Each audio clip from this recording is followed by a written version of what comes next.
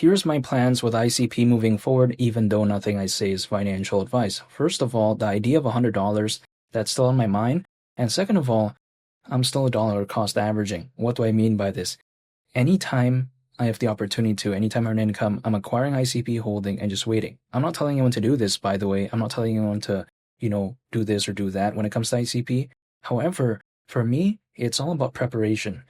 I will not be able to know the exact moment in time ICP does this or does that. Like, for instance, I don't know what ICP is going to do next Tuesday or next Monday. However, I will know what I do, right? I will know about the things that are within my control, and I'm just preparing for a moment in time in which ICP does something, as opposed to trying to know the exact moment in time, if that makes sense. It's all about preparation and not anticipating this exact moment in which, hypothetically, I will not be able to know. So instead, dollar cost averaging, holding, and just waiting, and that's about it. However, some people like to say, okay, the price of ICP back then was pretty good, and then there was a pullback. Why would you even still like the fundamentals of the internet computer? Let me explain why I'm still a fan. It's because I think arguably right now, there is more for me to latch on to fundamentally as opposed to back then, even though the price was better before. Because we have to take a look at the things kind of surrounding the internet computer as of late. We take a look at Caffeine AI, allegedly the world's first ever self-writing apps platform. I think that's a major victory. Not to mention, we take a look at what the internet computer did with Bitcoin DeFi. Bitcoin DeFi, allegedly powered by the internet computer. I think that's also a major victory, and I even made a video about that when it comes to that news. Not to mention, we take a look at the Solana and the internet computer integration. That's also really massive, right? Solana is a very popular layer 1 blockchain. So if I think about it, isn't the internet computer, at least to me, it seems like it's fundamentally better when compared to back then, arguably. However, sometimes people like to say, oh, if the price cools down, that means the fundamentals are bad. Well, I think in some cases maybe that's true, but in this case, arguably I would not have that mindset because I don't think that is the case actually. How can something that fundamentally became better, I can't just say it became worse because the price went down. Like, it's dependent on a bunch of different factors like sentiment, people selling, maybe the hype is kind of moving to other places temporarily. It's just like a lot of factors that I don't think is necessarily tied to the fundamentals of the internet computer.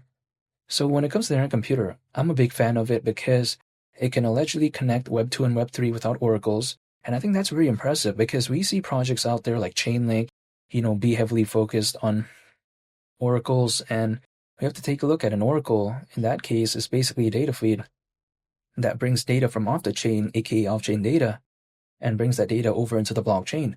The reason why there's even a need for that in the first place is because many decentralized applications out there, they can't function properly without this off-chain data. So then, of course, naturally, we see something like Chainlink become very popular. And I'm also a fan of Chainlink. But then, allegedly, the internet computer, again, can connect Web 2 and Web 3 without oracles. So that's kind of quite essentially bypassing that process, right, if we think about it.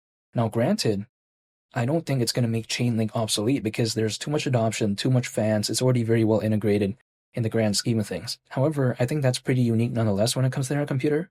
The internet computer also, when I was first believing in it, I was a fan of how it was aiming to decentralize the internet throughout thousands of computers from all around the world. So I also find that very unique as well, and I still find it unique right now. Not to mention, we take a look at how, allegedly, the average cost per instruction on the internet computer is over 40 million times less expensive than Ethereum.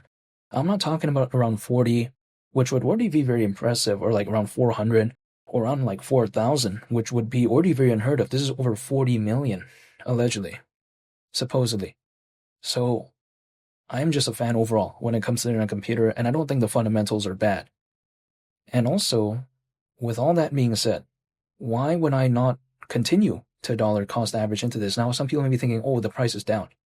Well, for me, if I can acquire something and then the price isn't too high and I'm a fan of it anyways, why would I be complaining about that? You know what I mean? Like, let's say I like this shirt, right? And then the shirt was like, let's say $20, and then it became like $10 for whatever reason because of a discount. And then I'm suddenly like, oh yeah, no, I don't want it. Even though it's the exact same shirt, it wouldn't make sense for me to be like that, right? This is just kind of the mentality I have. But then it seems like in this space, for whatever reason, it's the opposite. Usually in real life, people love discounts. But in this case, in this space, sometimes people don't like discounts. Now, in the beginning, I was kind of like that because I was like, oh man, the price is going down and all this, but I kind of treated it as like, hey, if I like something and the price is down, why would I be complaining? It doesn't make any sense because let's say there's that next leg up. Hypothetically, if I was just consistently dollar cost averaging even more and having that maybe hypothetically lower average cost, and then it hypothetically goes up, then I wouldn't be complaining. So then this is my mentality when it comes to internet computer. Again, I get it. Altcoins as of right now are having a slight pullback, but it's going to be very volatile in the short to medium term. That is beyond my control. The only thing I can control is myself. So I'm just waiting for that next leg up when it comes to the internet computer. Or should I say ICP, by just holding, waiting, and that's pretty much about it. And why is $100 still on my mind? It's because that's around a 17x from here. Now, some people may be thinking, okay, how about the market cap? The market cap at that point, considering current circulating supply, would actually be around $53.5 billion. Approximately around $30 billion less than Dogecoin's all-time high market cap that achieved, or should I say that it achieved, let me correct myself there, back in 2021. So it doesn't seem like too crazy, and some people may be thinking, oh, 17x, who cares about that? Well, granted, there may be some microcaps and smaller caps out there that could hypothetically outperform it if we do ever see a fully fledged type of altcoin season. Totally aware of that. But I'm not looking for a microcap. I'm looking for a medium-sized, I would say, kind of massive, a little bit project in the grand scheme of things, but then with a good community, with good exchange listings, but then at the same time, it's not too dinosaur-like in terms of the market cap where it feels too massive. Then, of course, not a microcap. And that is something that I think ICP represents to me. I don't only just hold ICP, but that's kind of generally the criteria that I look for when it comes to the projects that I do believe in. And feel free to subscribe if you enjoyed this video. I would greatly appreciate it. It's from Lee the Captain, and I'll catch y'all on the next one. I'm out. Peace. Bye.